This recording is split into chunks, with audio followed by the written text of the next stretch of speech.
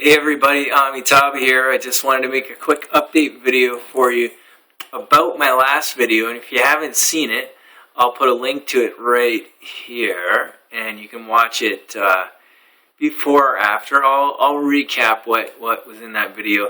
Now this video is about meditation technique that Ajhan Jayasaro teaches, and I wanted to share with you something that you can change it up just a little bit to make it more effective for you. Now, I'll tell you, my mind has been a little bit distracted the last couple of days. And it's not unusual anyways. One of the 5 hindrances is sleepiness. And so I've been a little bit tired and distracted. And so my mind has been wandering off a little bit in my meditations, a little more than it used to in the past. But you know, your meditations aren't going to always be static. They're gonna change. You're gonna have different experiences over time.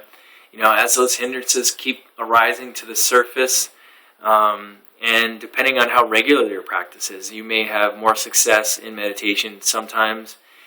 Some days versus others. Some days your mind may be more agitated, maybe more sleepy. So these are 2 of the hindrances. You may have more sensual desires, which is another of them. So if you haven't checked out the other video, check it out. There it is again. So I'll quickly recap. Basically, the meditation technique, which is really, really good for showing you how little free will you have. That's why I made this video. Because the mind, if you can't keep it on one object for however long you want, then it's pretty clear that we don't have as much free will as we think. So the meditation technique is a counting and breathing. It's a combination of anapana and a counting technique. And so what you do in Ajhan Jayasaro's version of it is you count 1 to 5. So 1 inhale, 1 exhale, 2 inhale, 2 exhale, 3 inhale, 3 exhale, 4 inhale, 4 exhale, 5 inhale, 5 exhale, while you're feeling your breath at the same time. And always try to stay with your breath.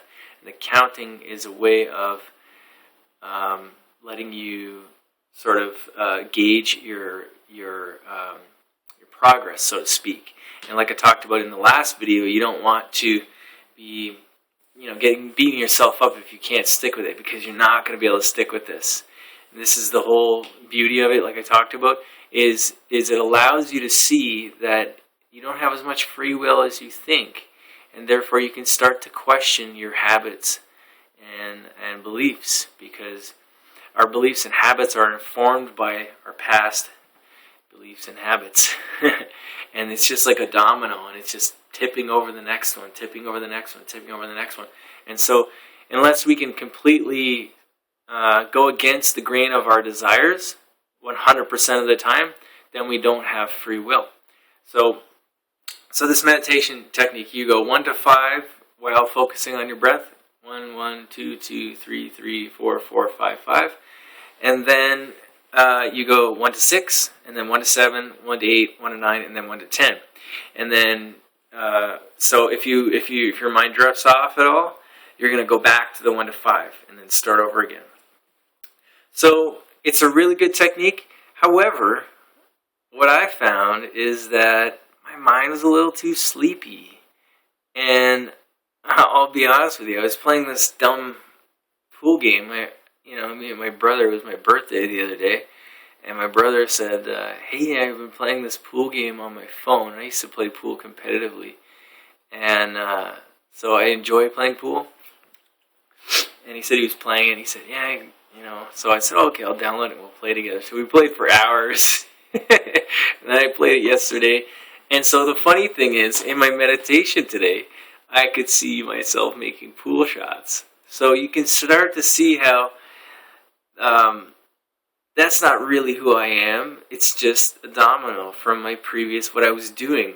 What I was putting into my mind was what was coming out. So that's why it's really important to not be too busy. The Buddha says not to be too busy, and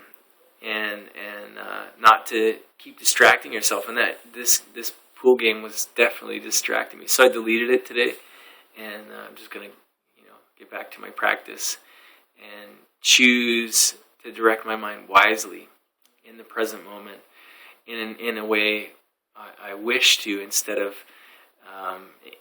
indulging in things that are prone to create more discursive thought, which keeps you away from your peace.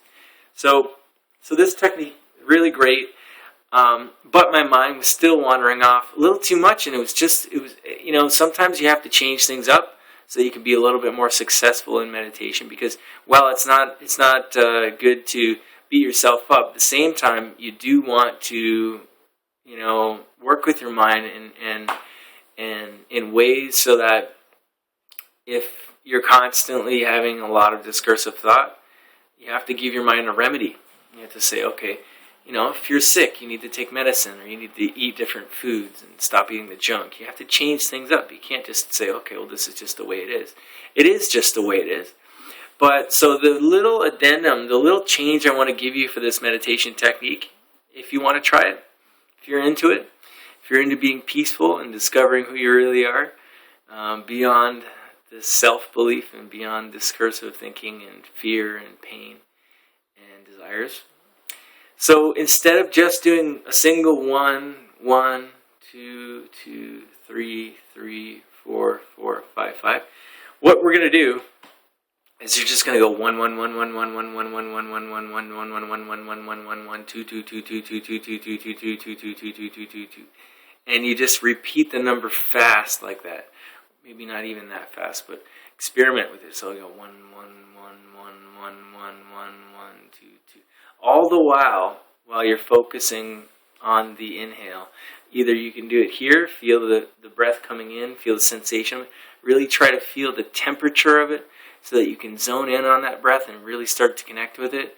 See if you can feel which nostril it's coming in more. So you really, really use some keen investigation. In fact, that is one of the 7 factors of enlightenment the Buddha taught, is keen investigation. And so you really, really become curious about this breath and use the counting as a way of keeping the mind away from discursive thinking and distracted thinking. So it sort of like lasers the mind. It's kind of like using a mantra as well as doing anapana. And it's really good for us in the West because we're so caught up with distractions.